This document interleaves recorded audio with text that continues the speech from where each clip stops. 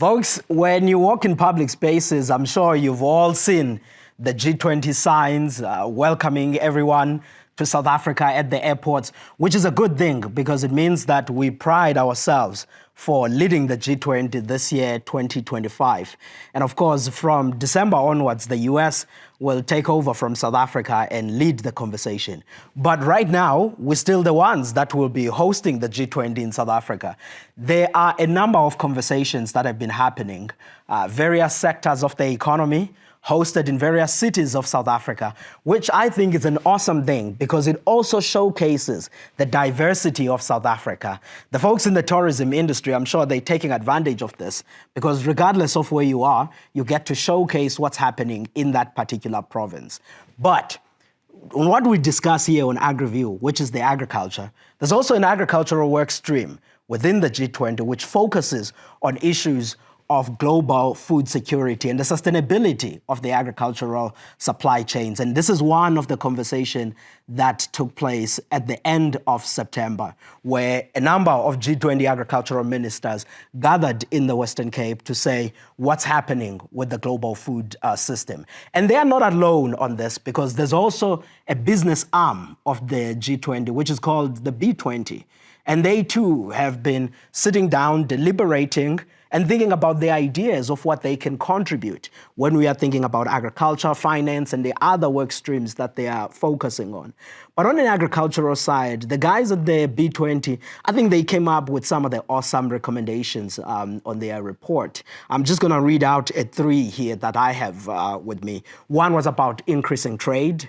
And we can talk about that on what they mean on that. And what do we, on the AgriView side, think about the whole aspect of a discussion of increasing trade. The second one is around the resilience of supply chains.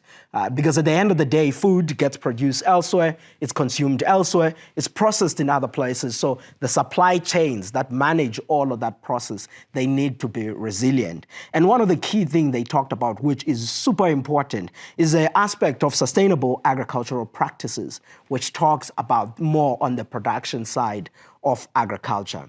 And yes, these G20 conversations, they may seem a bit far because think about it. At the end of the day, agriculture is a domestic policy aspect.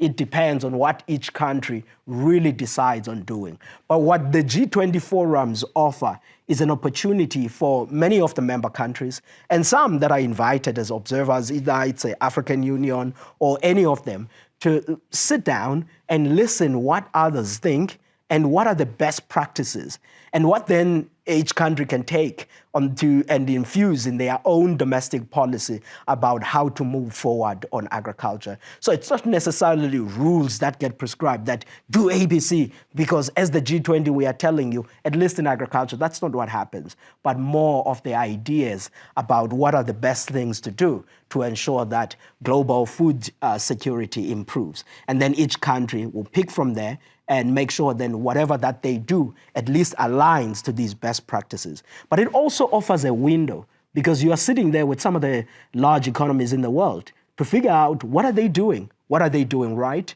and what else can you actually learn, even in some of their mistakes.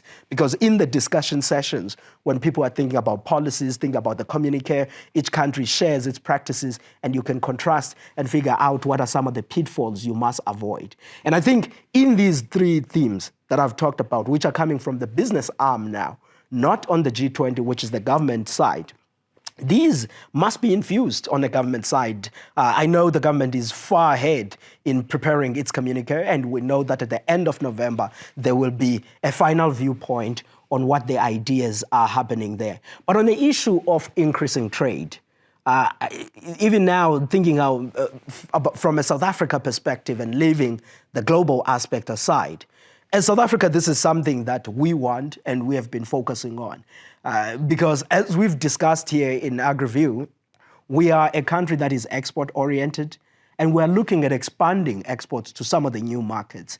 And now if you think about some of the countries that are priority to us within the G20 groupings, the likes of India, China, these are countries where we still face relatively higher tariffs. And the conversation then is about how can they lower import tariffs so that we encourage agricultural trade. It is something that I would term increasing food security through trade. And that's something that I think we have to be focusing on to say, how do we increase food security through trade? Because not every country will be able to produce on its own, and each country will focus on some of the things that they do better, and they'll be able to buy from others. But for that trade to happen, we have to reduce all of the friction. Friction comes in terms of tariffs. It comes in terms of the non-tariff barriers, phytosanitary barriers. These are things you've heard people in agriculture talk about. But what basically they mean is that are the regulations on a biological side of the products? Does it comply with ABC standards on a health side? Does it comply with the certain standards in terms of ensuring that it doesn't pass on diseases? Those are things that people are basically talking about when they refer to these phytosanitary barriers. And I think the core message at the G20 is that we must reduce those.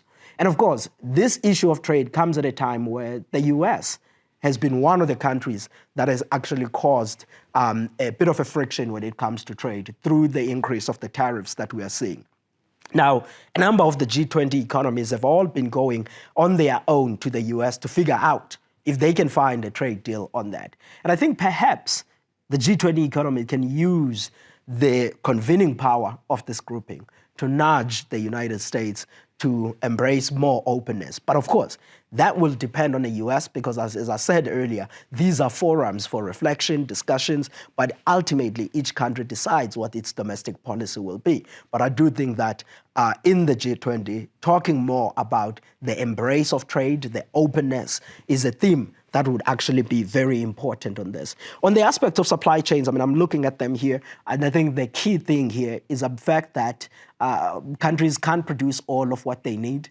And I think that regional supply chains, even within the local side, these are things we have to be thinking about and learning from other countries that have achieved better efficiencies than the others. And this is perhaps maybe more relevant for us in the African continent. And I'm glad that the African Union sits in some of these deliberations. And I hope that they can take some of these ideas and then decide about how they share them broadly with the broader African continent about some of these learnings that we can pick up there.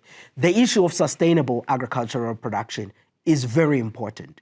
And one of the segments that we did here on AgriView was looking on the aspects of what grows the agricultural sector, or in South Africa, what has been the catalyst behind our agricultural growth. And one of those aspects was the adoption of better seed cultivars, the use of agrochemicals, the use of fertilizers, which in South Africa, and this is true also in the US, in Canada, Australia, South America, the use of these better seed cultivars have delivered large growth. And the key thing that we were putting forward was that the African continent need to embrace some of this technology. And I think there is no better place of reflecting on this aspect than at the G20, because there you also have the EU members.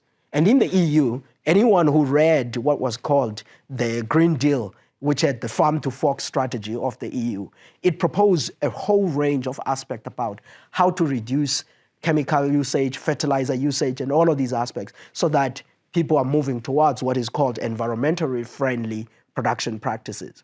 But I think the issues of being friendly to the environment or not, it really depends about the optimal use. It's not completely eliminating certain inputs because each environment is different. The farmers in France are not farming in the same environment as in South Africa. Those that are farming in Canada, it's not always same to the farmers that are in Zimbabwe. In Zambia, it's not the same as farmers that are farming in China. So each environment has certain agroecological differences. And I think that depending on what the land in that region needs, that it needs more of a certain nutrients, does it have more of a certain nutrient? And the balancing of that is that optimal usage, whereby we are not abusing the inputs, but we are optimizing. And I think the core thing here is that we should not chase sustainable production to the detriment of the yields. It's really about the optimal usage, achieving better yields while optimizing the use of various agrochemicals and ensuring that the safety of them is priority in the process. And I think there's no better forum than at the G20 on actually discussing those things, because otherwise certain economies, they get to impose this into the world because they are major buyers, forcing everyone now to somehow comply on this without actually a deep reflection of the adoption of these methods. And secondly, the fact that all environments differ. And I think these are aspects that then at the G20 we have to be talking about.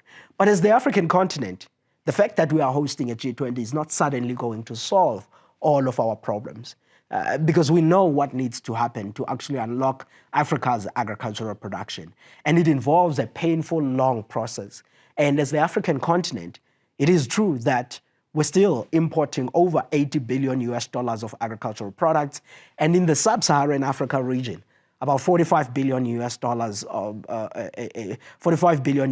a year of agricultural products that we import.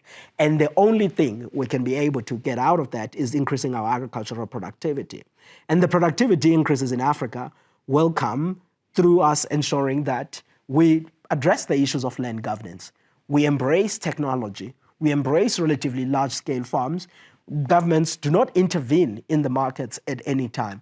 All of these are long-term and important policy choices that each country in the African continent has to look at. And in fact, here at AgriView, one of our segments, we've discussed at length as to how the African continent should be thinking about unlocking growth in the sector. And I think those remain very important in this discussion. The G20 will come with the key guiding themes as to what we should do. But some of these things really depend on the political leadership of the continent and the political leaders of each country about what choices they take to improve their agricultural production so that they increase food security in their own country, but also contribute positively to global food security system. That's the discussion that we should be having. Those are some of the discussions that are happening at the sidelines of the G20. So if you were seeing at the end of September all of these news and you are wondering, what is this all about? How does this G20 touch the farmers in my own region, either I'm in Zimbabwe, Zambia,